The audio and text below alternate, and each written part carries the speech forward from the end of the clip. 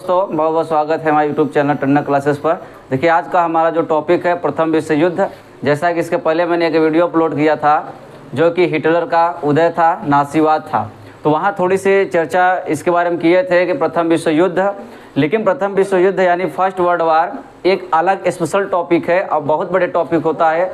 तो इस कंडीशन में मैंने आज सिर्फ यही टॉपिक लिया, प्रथम विश्व युद्ध जो है कैसे हुआ, क्या कारण था, यानी कि ये कैसे उग्र हुआ, क्या दिक्कतें आई, प्रथम विश्व युद्ध करना पड़ा और प्रथम विश्व युद्ध में कौन कौन से देश भाग लिए थे, ये सारे डिस्कशन आज का ये टॉपिक रहेगा हमारा। तो जैसे ये देखिए थोड़ा सा वर्ल्ड मैप है, रफ है फिलहाल में, थोड़ा सा रफ का मतलब ये होता है उसी की तरह है। अब ये नहीं एकदम सिक्योर है, वो तो प्रैक्टिस करने पर आएगा। तो देखते हैं पहले ये हमारा पूरा टोटल ये क्या है आपका वर्ल्ड मैप है। इसमें आप सुने होंगे कि महादेश कितने होते हैं, पूरे 7 महादेश होते हैं। तो मैं 7 महादेश आपको यहाँ दिखाऊंगा कौन कौन है, जिसको हम महाद्वीप बोलते हैं, उसी को हम महादेश के नाम से भी जानते हैं। आइए देखते हैं। तो देखिए यहाँ से इसको बोलते हैं यूरोप महाद्वीप, पहले समझें। और ये पूरा जो है एशिया महाद्वीप है। अभी मैं मीट कर पूछूंगा भी, बच्चों ध्यान देना, पूछूंगा कि कहाँ कौन सा देश है, ठीक है, और कौन सा महादेश है, यही सब पूछेंगे, इसलिए ध्यान देना। तो यूरोप, ये एशिया है, यूरोप है, ये आपका है ऑस्ट्रेलिया है। अब समझिए, आपको समझाने वाला था यही कि जो बच्चे ऑस्ट्रेलिया का मतलब नहीं समझ रहे थे, देख लीजिए। जबकि ऑस्ट्रेलिया एक महादेश है और ऑस्ट्रिया एक देश है जो कि यूरोप के अंतर्गत आएगा। देख लीजिए दोनों में डिफरेंट का था। इसीलिए हिस्ट्री तभी आएगा, मैं बार बार कर रहा हूँ, जब उसको मैप से समझेंगे। जैसे सभी को मालूम है इंग्लैंड आया था, भारत पर कब्जा किया था, लेकिन आपको मालूम ही नहीं है इंग्लैंड है कहाँ से कैसे आ गया है। इंग्लैंड जानते हैं, ब्रिटिश वाले आए थे यहाँ, तो पहले समझिए ना इंग्लैंड है कहाँ। इंग्लैंड जिसको हम लंदन बोलते हैं, राजधानी होती है। तो ये देखिए ऑस्ट्रेलिया यहाँ है, यूरोप यहाँ है, एशिया यहाँ है, ठीक है। उसके बाद इसका नाम है अफ्रीका। इनका क्या नाम है? अफ्रीका। आपको एकदम अच्छे से समझाएंगे। चलिए देखिए, यानी ये पूरा जो है दिल की तरह है, इसका नाम है अफ्रीका। इसका नाम है उत्तरी अमेरिका, इसका नाम है उत्तरी अमेरिका। इसका नाम है दक्षिणी अमेरिका। पहले समझे पॉइंट को, ठीक है। तो एक बार काउंट कर लेते, कोई छूटा ना। 1 2 3 4 5 6, 7वां कहाँ है, कोई बता सकता है? वो नहीं है, 7वां यहाँ है।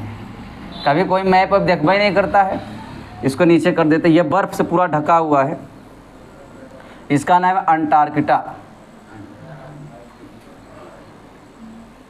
अंटार्कटिका।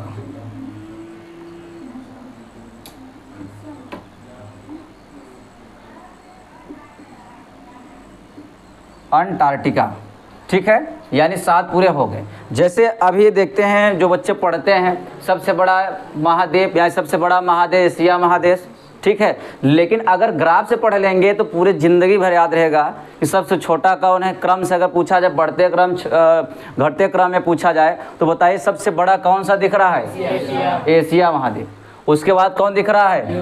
तो बताओ, कहने की जरूरत पड़ा? उसके बाद कौन दिख रहा है? अफ्रीका। Very good. उसके बाद कौन दिख रहा है? उत्तरी। उसके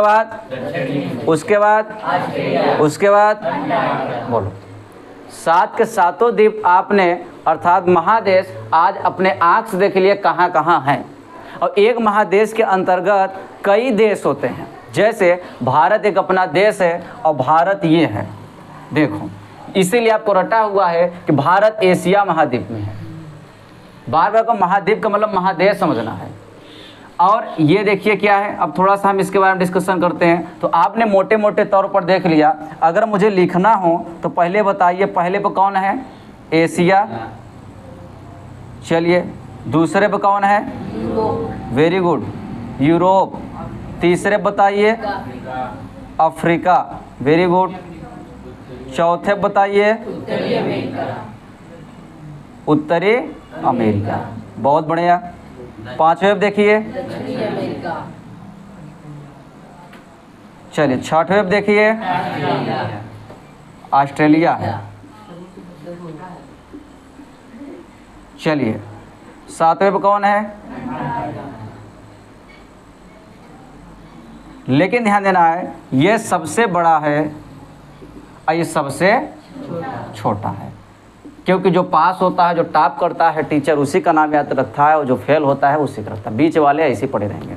लेकिन कभी कभी ये जब आप सिविल के एग्जाम देंगे, बढ़िया एग्जाम देंगे ना, तो ये अरेंजमेंट करने का देता है, यानी कि बढ़ते क्रम लिखने का है या तो घटते क्रम के लिखने है। तो आपको पूरा ग्राफ उम्मीद है आप एक बार प्रैक्टिस करना, 2 बार प्रैक्टिस करना, याद हो जाएगा।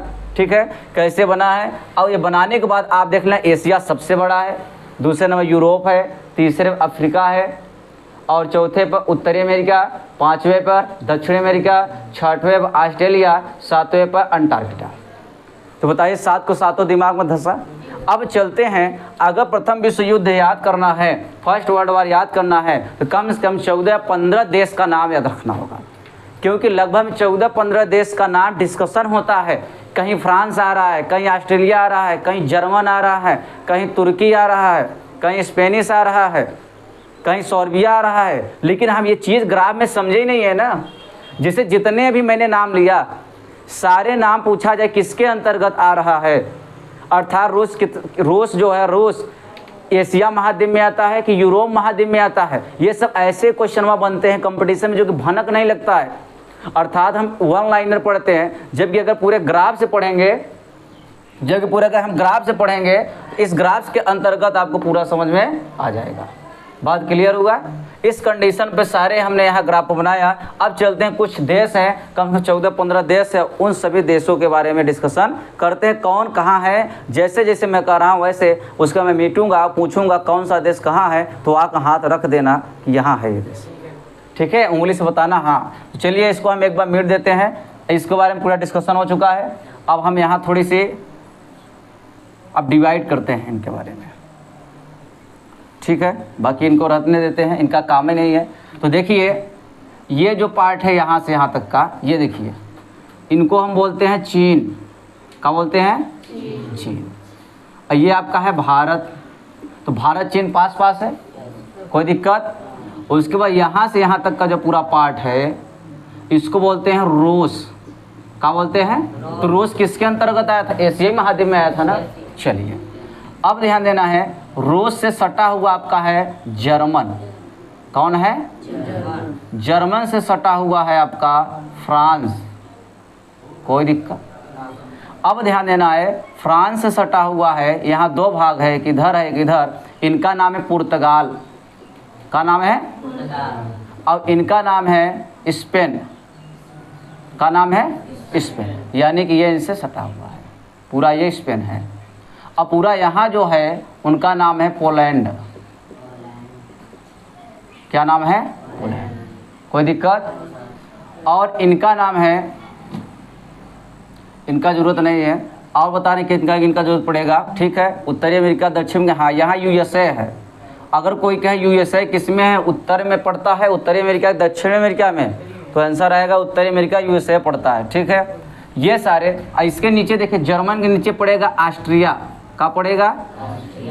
पहले अच्छे से ये समझ लेंगे तो पूरा का पूरा आपको दिमाग में धस जाएगा, और जैसे ही आप कॉपी में बनाएंगे ऑटोमेटिक याद होने लगा। हाँ, जर्मन, फ्रांस, स्पेन, पुर्तगाल, नीचे ऑस्ट्रिया है। ठीक है, और इसके नीचे सटा हुआ यहाँ जिससे झगड़ा हो रहा था, यही है सर्बिया। क्या है? हाँ, यहाँ सर्बिया है। और जो ये है इसी के नीचे है तुर्की, टर्की जिसको बोलते हैं। क्या बोलते हैं अंग्रेजी? टर्की। अब यहीं से कहानी आपका पूरा स्टार्ट हो जाएगा। इतने में आपका प्रथम विश्व युद्ध पूरा समझ में आ जाएगा। इनका नाम है इंग्लैंड।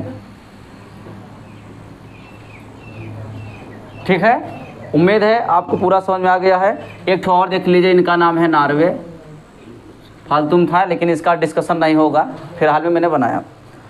ठीक है, अब चलते हैं एक एक करके। पहले समझेंगे कि प्रथम विश्व युद्ध होगा क्यों, क्यों इनकी ज़रूरत पड़ गई।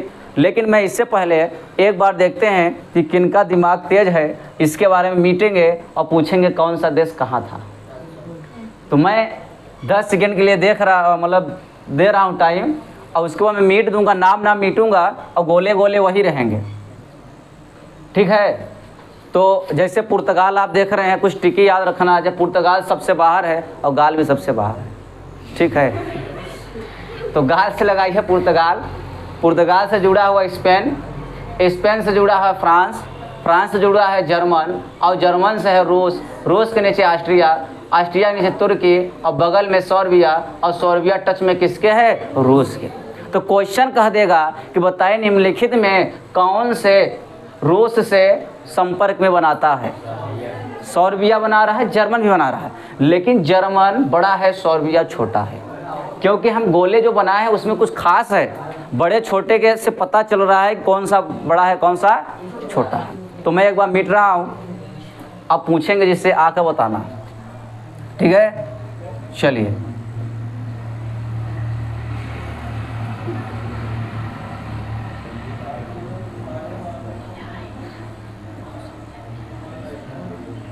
अगर जो ये बता लिया तब तो समझ लीजिए उसको पूरा हिस्ट्री आएगा, मैं गारंटी ले रहा हूँ। हिस्ट्री इसलिए नहीं समझ आता है क्योंकि हिस्ट्री कहता है थोड़ी सी पहले आप जियोग्राफी से कनेक्ट करो। इंग्लैंड भारत आया था, कैसे आया था? यहाँ से यहाँ तक आया था। देखो यहाँ से यहाँ का सफ़र था उनका, नॉर्मल नहीं था। तो चलिए बुलाते हैं फैज, आइए देखते हैं कैसे पढ़े हैं, इसका आप डिस्कशन कीजिए आराम से। आइए उस साइड से, हम भी देख लें ना कि मन लगा के पढ़े कि फर्जी आ रहे हो पढ़ने। आइए दिखाते हैं। चलिए अब इनमें बताइए पुर्तगाल कहाँ है? पुर्तगाल मिट्टी को बताया था गाल से। चलिए ठीक है, बताइए भारत कहाँ है इसमें? ये यहाँ पर चीन है सर, इसके यहाँ बगल में भारत है। चलिए ठीक है, देखो कैसा पढ़ा है ना। इसमें बता दीजिए, यह मिट दें, इतना छपा है। अच्छे बता दिए दक्षिण अमेरिका कहाँ है? दक्षिण अमेरिका, अफ्रीका है। बहुत बढ़िया। अच्छा, 3 ठे देश अपने से बताओ, इसमें से कौन सा देश कहाँ है? यहाँ वो है फ्रांस है, हाँ, जर्मन है, हाँ, और यहाँ पर ये है चीन है। चीन तो यहाँ है, ये नहीं है। गोले गोले वाला बताओ। गोले वाला सर, हाँ यहाँ पर। चलिए और अच्छे से पढ़िए, आ जाइए और इधर आइए, सीखा बताइए इसके बारे में। आइए पूरा, तब हम पढ़ाएंगे। देखिए नहीं फर्जी रहेंगे तब हम पढ़ाना बंद कर देंगे भाई, हमको भी लगेगा ना कुछ दिमाग में धंसा। आइए बताइए, ऐसे चले आइएगा, जगह है।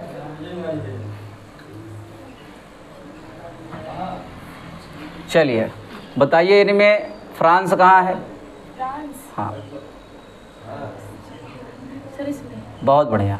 बताइए जर्मन कहाँ है? इसमें। Very good. बताइए इंग्लैंड कहाँ है?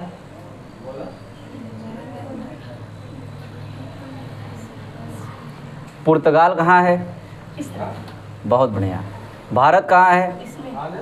चीन कहाँ है? इसमें। देखिए बहुत अच्छा, ठीक है, एक बार इनके लिए ताली हो जाइए। बस बहुत चलिए और आइए, आना चाहते हैं नीतू? आइए आइए, टेस्ट हो रहा है आप लोग का, यहीं लाइव टेस्ट ले रहे हैं। अभी मैंने पढ़ाया बच्चों को, अभी देख लीजिए कि कैसे कुछ बच्चे पढ़ रहे हैं और कैसे नहीं पढ़ रहे हैं।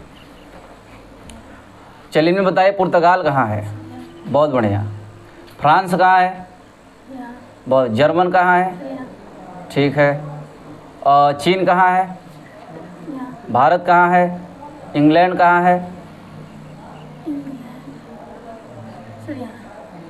ये पोलैंड है। अच्छा, अफ्रीका कहाँ है?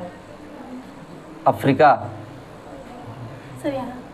वो नॉर्वे है। ठीक है, फिलहाल में क्वेश्चन दिए हैं अच्छा खासा।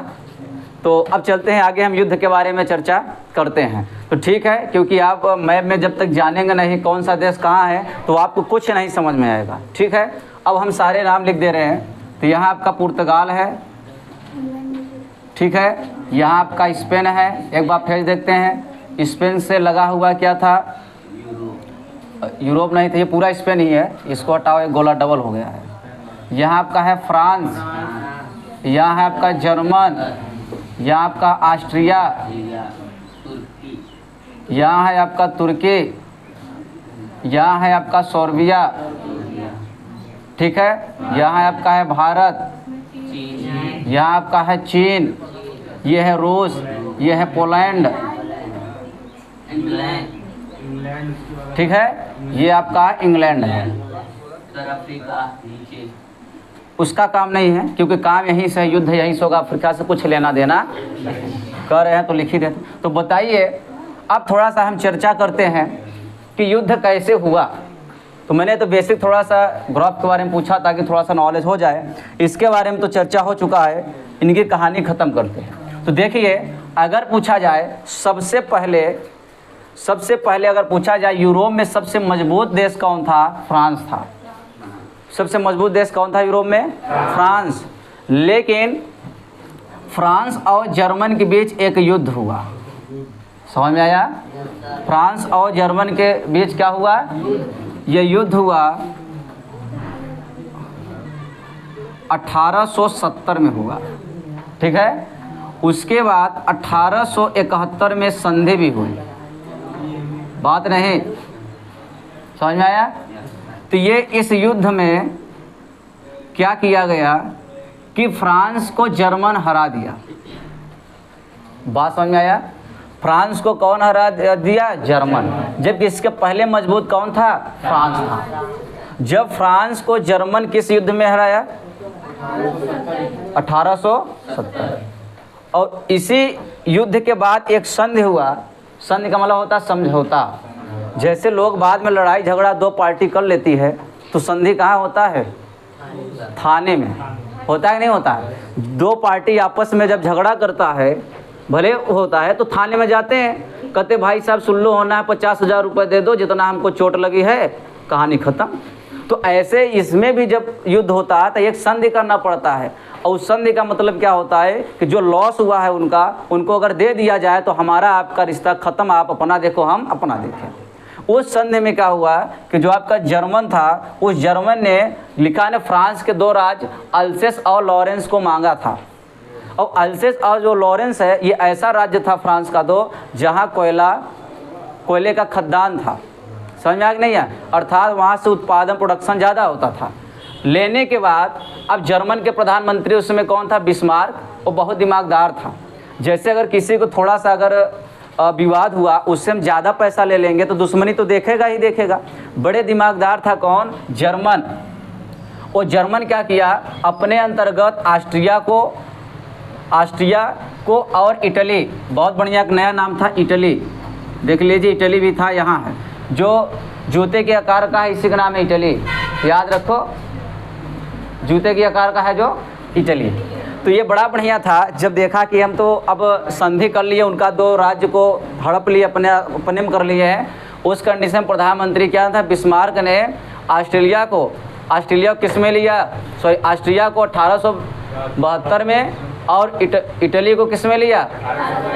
तो कौन कौन हुआ, जर्मन के साथ एक ऑस्ट्रिया भी आ गया और एक इटली भी आ गया, और इसी का नाम है धुरी राष्ट्र। इन्हीं को क्या बोलते हैं, इसका मतलब इनमें जो है धुरी राष्ट्र बन गया, ठीक है। धुरी राष्ट्र का समझ में आ रहा है, यहाँ लिखा भी है धुरी राष्ट्र बनाना। अगर आपसे पेपर में पूछे धुरी राष्ट्र में कौन कौन है, जर्मन, ऑस्ट्रिया, इटली। धुरी राष्ट्र में कितने देश है, जर्मन, ऑस्ट्रिया, इटली। बात समझ में आया? लेकिन अच्छा, ये धुरी राष्ट्र बनाया क्यों? क्योंकि जान रहा है आज नहीं कल फ्रांस अगर हमको कमज़ोर पाएगा तो ज़रूर क्या करेगा, आक्रमण करेगा। इसीलिए लोगों से अपना एक ग्रुप बना लिया कि भाई साहब जब कभी भी अगर आक्रमण होगा तो आप लोग मेरे साथ रहोगे ना, तो कहेंगे हाँ। इसका मतलब ये तीनों लोग धुरी राष्ट्र बन गए, तीन लोग। उसी प्रकार फ्रांस भी बड़ा दिमागदार था, वो कहा अगर आप लोग ग्रुप बना रहे हैं, गांव में 4 ठोकर रहे हैं, तो 4 घर बाकी है, उसको हम भी मिला ले रहे हैं।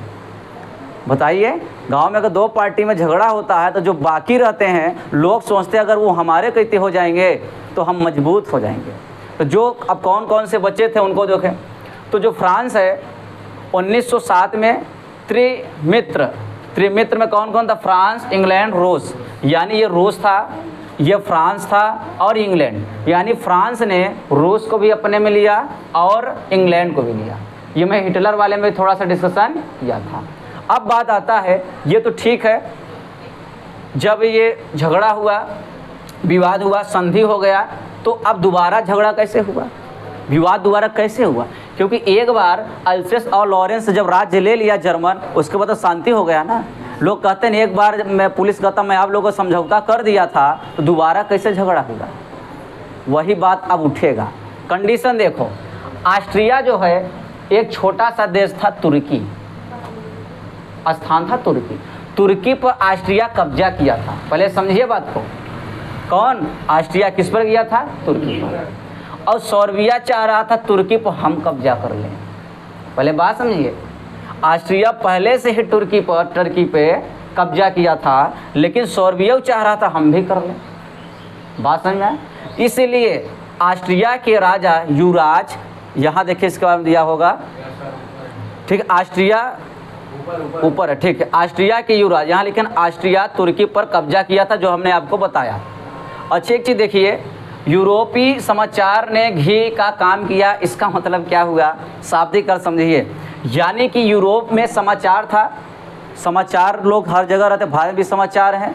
समाचार क्या करता है? जो समाचार वाले होते हैं वो एक देश दूसरे देश के बारे में हमेशा देते रहते हैं। जैसे अभी कहा जाए कि भारत के 25 लोगों को चीन ने ख़त्म कर दिया या पाकिस्तान ने ख़त्म कर दिया, तो पाकिस्तान के लिए हम लोग का एक झगड़ा विवाद उत्पन्न हो। लेकिन सारा घी का काम कर रहे थे यूरोपीय वाले। ऐसा क्यों? क्योंकि जर्मन के एक व्यक्ति इंग्लैंड गया था घूमने। कहाँ गया था? इंग्लैंड जब घूमने तो कहाँ गया था? पहाड़ पे, और गिरा तो नाक उक सब फूट गया, अब ख़त्म हो गया। लेकिन यूरोपीय समाचार इतना खतरनाक थे, बोले जर्मन के एक व्यक्ति को ना इंग्लैंड वाले ने पत्थर से मार मार कर ख़त्म कर दिया। ये कौन कह रहा है? यूरोपीय समाचार। और जो समाचार में लिख कर आता है वही ने विश्वास करते हैं। तो देखो कितना खतरनाक बोल दिया। मरा अपने से है, और बताया कौन मार रहा है? इंग्लैंड वाले ने जर्मन व्यक्ति को एक मार दिया। चलो ठीक है। अब इस क्रोध में जर्मन बहुत क्रोधित था, और सच में एक इंग्लैंड व्यक्ति आया जर्मन घूमने। आज भी पाकिस्तान हम लोग जाते घूमने, ऐसी बात नहीं है, सीक्रेट तरीके से आप एक देश दूसरे देश में आयात निर्यात कर सकते हैं, कोई दिक्कत नहीं है। जब घूमने जर्मन में आया एक इंग्लैंड वाला, तो अब सुने रहा कौन? जर्मन, कि हमारे एक व्यक्ति का मारा है कौन? इंग्लैंड, और आया है मौका मिला है मार लो, हाथ धुलने का मौका मिला है, इसी में धुलो। और सच में इंग्लैंड वाले को जर्मन ने मारा। क्यों? क्योंकि कहा हमारे एक लोग को मारे, हम मार दिए। लेकिन फिर यूरोपीय समाचार घी का काम किया, कहा कि जर्मन ने इंग्लैंड को एक को मारा और 20 की लाश न पता। आप बताओ कितने खतरनाक बता दिया। मरा एक लोग और कह रहा 20 की लाशें न पता। जैसे अगर कहे भारत के 5 लोग ना पता, तो हम लोग इतना नहीं ध्यान देंगे भारत के कौन स्थान का ना पता। अभी कहेंगे आपके गांव के 4 लोग मारे गए, कौन कौन नाम बताओ। लेकिन कहें भारत के 5 लोग मारे गए तो नाम जानने की ज़रूरत, क्योंकि बहुत दूर का है। लेकिन गांव के 2 लोग मारे गए तो नाम पूछोगे, हमारे गाँव ना पड़ोसी, ये तो नहीं है। जिससे दुश्मनी वही तो नहीं मारा गया, लड्डू चढ़ा के। एक बार सोचेंगे नहीं सोचेंगे। वही सब कहानियाँ यहाँ यूरोपीय, मतलब कि यूरोपीय समाचार ने घी का काम किया। ये समझ में आया? इसका मतलब विवाद बढ़ाया था कौन? यूरोपीय समाचार। उस कंडीशन पर ऑस्ट्रिया तुर्की पर कब्जा किया था, जो अभी मैंने बताया। फिर देखिए ऑस्ट्रिया के युवराज बगल, देखिए बोस्निया की राजधानी, ध्यान देना, वही एक स्थान था बोस्निया, उसकी राजधानी थी सेराजेवा। और सेराजेवा किसी व्यक्ति का नाम नहीं था, लेकिन आप जब पढ़ेंगे तो समझ में नहीं आता ये नाम है कि स्थान है। तो राजधानी जो है बोस्निया की, क्या नाम? सेराजेवा। में अपने पत्नी के साथ घूमने गए थे। कौन? युवराज। कहाँ के? ऑस्ट्रिया के। और वहाँ जब घूमने गए थे तब सर्बिया वाले ने अपने आतंकों के साथ गया और दोनों को ख़त्म करवा दिया। आप सोचिए ये मतलब जो टर्की है, तुर्की के कारण ये मर्डर हुआ दोनों लोग का। बात समझ में आया? लेकिन अब ऑस्ट्रिया वाले ने मजबूत थे सर्बिया से, ऐसी बात नहीं है। सर्बिया कमज़ोर था, लेकिन तुर्की एकदम कमज़ोर था। इसलिए जब लोग गांव में कमज़ोर से कमज़ोर रहते हैं, उन्हीं पर हावी होते हैं लोग। यह सत्य बात देखने को मिलता है। तब क्या हुआ? ऑस्ट्रिया ने सर्बिया से कहा आप जो मारा है उनको मेरे पास ले आओ और 1 करोड़ का जुर्माना दीजिए, ठीक है। लेकिन उसी सर्बिया के पास यहाँ देखिए सोर्बिया में सर और सलाम के लोग रहते थे, यानी कि यहीं लोग रहते थे, और जो कि यहाँ रूस में वही जात के रहते थे। रूस सोच रहा था कि भाई साहब माने कि यही जो सर और सलाम के लोग थे हमारे सतह पे हैं, अर्थात हम पीठ थोड़ा सा ठपठपा दिए। किसका? सोर्बिया का, कि हम तुम्हारे कहते हैं। अर्थात 28 जून 1914 को सर्बिया आतंकों द्वारा मारा, तो उस समय ऑस्ट्रिया ने 1 महीने का टाइम दिया। किसको? सोर्बिया को। अर्थात ऑस्ट्रिया ने 1 महीने का टाइम दिया सोर्बिया को, 1 महीने के अंतर्गत जो मारा है उसको मेरे पास ले आओ और 1 करोड़ का जुर्माना दो।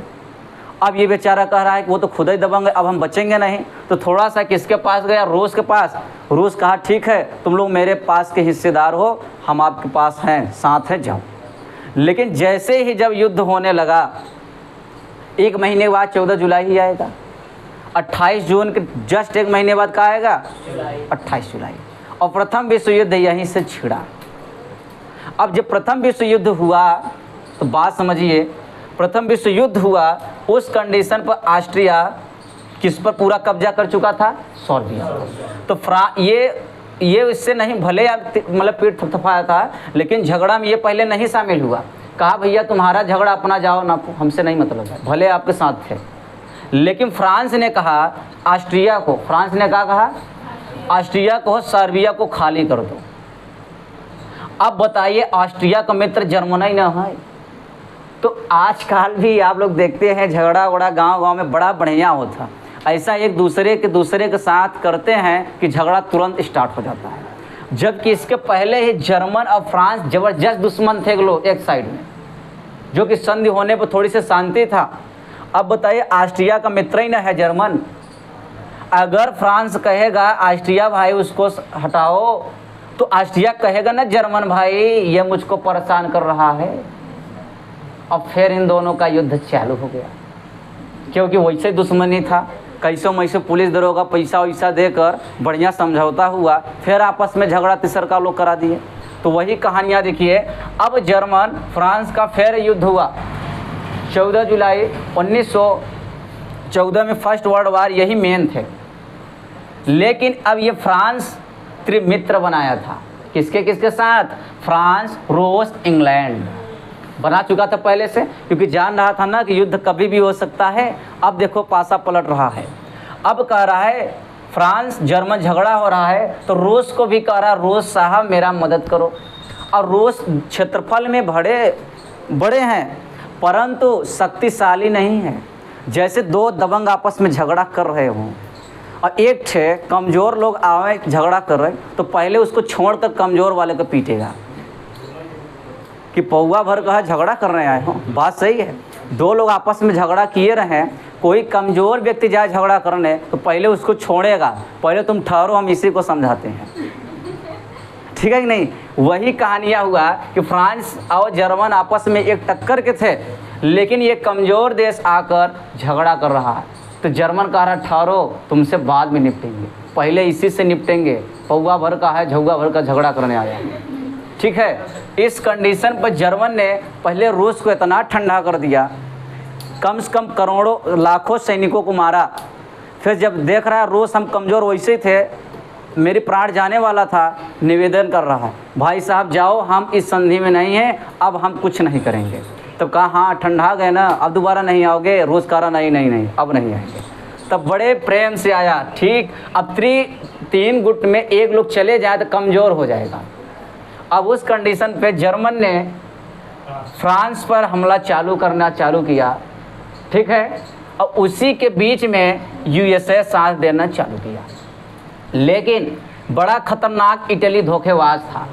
इटली किसके साथ था? ऑस्ट्रिया जर्मन के साथ में था ना। जर्मन, ऑस्ट्रिया, इटली, ये बड़ा खतरनाक था। जैसे ही झगड़ा होने लगा उसी समय इंग्लैंड बड़ा दिमागदार था, इसको अपने साइड मिलाने लगा। कहा फ्रांस और इंग्लैंड का कुछ उपनिवेश इस अफ्रीका में है, अर्थात अगर आप मेरे साथ आ जाओ हम लोग जीत जाएंगे। तो जो फ्रांस की उपनिवेश है और इंग्लैंड का उपनिवेश है दोनों आपको दे देंगे, क्योंकि आप नज़दीक हैं, इनको ले लीजिएगा। तो ये लालच कर रहा था।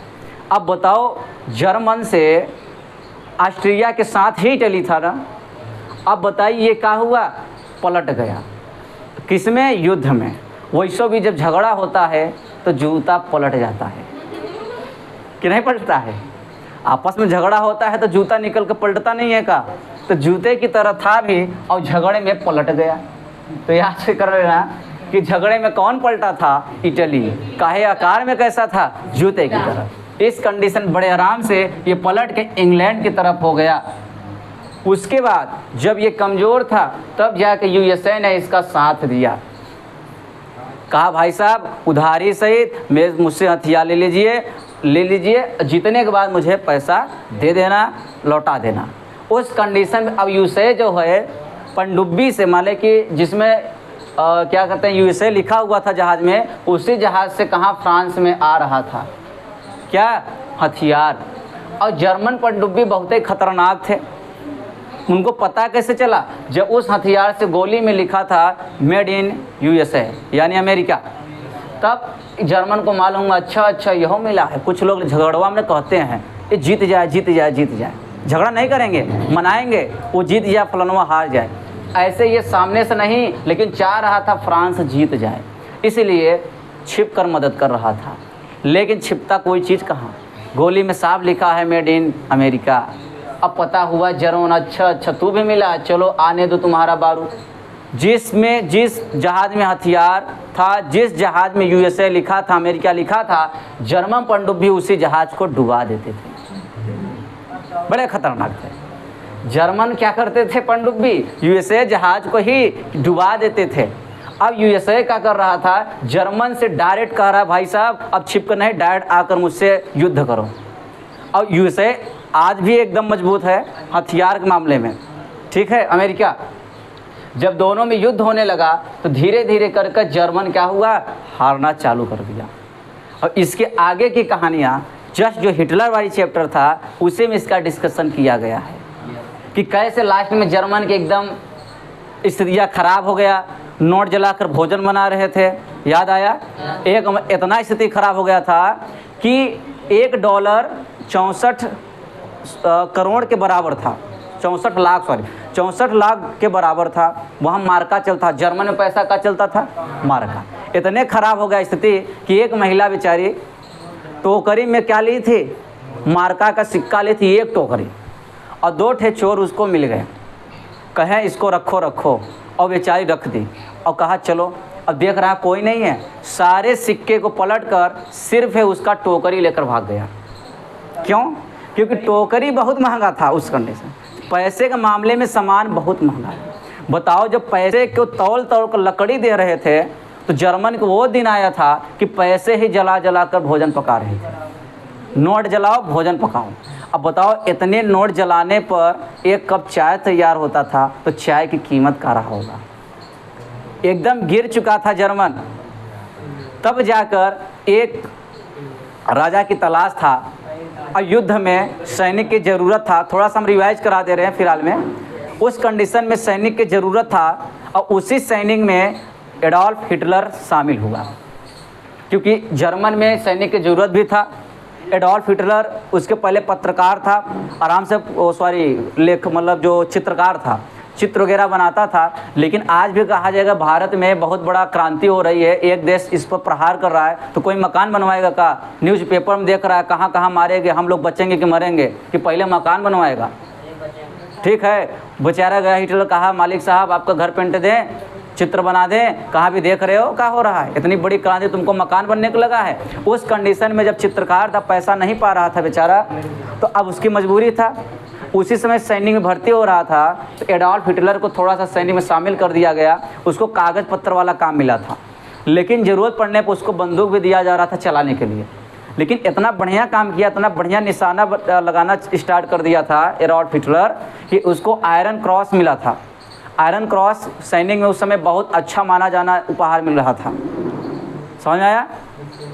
तो ये कहानी पूरा वीडियो पढ़ा है, उम्मीद है आप लोग ईमानदारी से नाज़ीवाद, हिटलर का उदय, इसके आगे का ही कहानी पढ़ेंगे, आपका वहाँ का टॉपिक हो जाएगा और इसके बारे में भी टॉपिक ख़त्म हो जाएगा। तो प्रथम विश्व युद्ध से हम कुछ क्वेश्चन पूछ रहे हैं, अब देखते हैं फटाफट क्या क्या आपका याद है। तो पहले अगर पूछा जाए धुरी राष्ट्र में कौन कौन से देश थे तो आपको बताना है। धुरी राष्ट्र में कौन कौन से है? फ्रांस, इंग्लैंड, इटली, ये ध्रुवीय राष्ट्र था। फ्रांस, इंग्लैंड, सॉरी तुम गड़बड़ कर रहे हो, जर्मन, इटली, ऑस्ट्रिया, ये ध्रुवीय राष्ट्र है।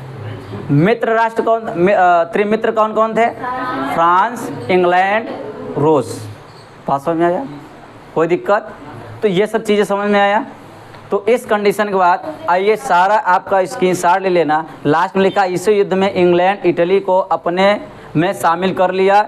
1917 में रूस अलग हो गया, यानी जो युद्ध हुआ था वो अलग हो गया था। पूछा जाता है किस सन में रूस अलग हुआ था, तो 1917 में। बाकी आज का क्लास यहीं से स्टार्ट होता है, ठीक है? यानी कि ये हिस्ट्री का क्लास है, अभी रीजनिंग वाली क्लास चलेगा, ठीक है? ठीक है, हाँ, इसको पूरा स्क्रीनशॉट ले लीजिए।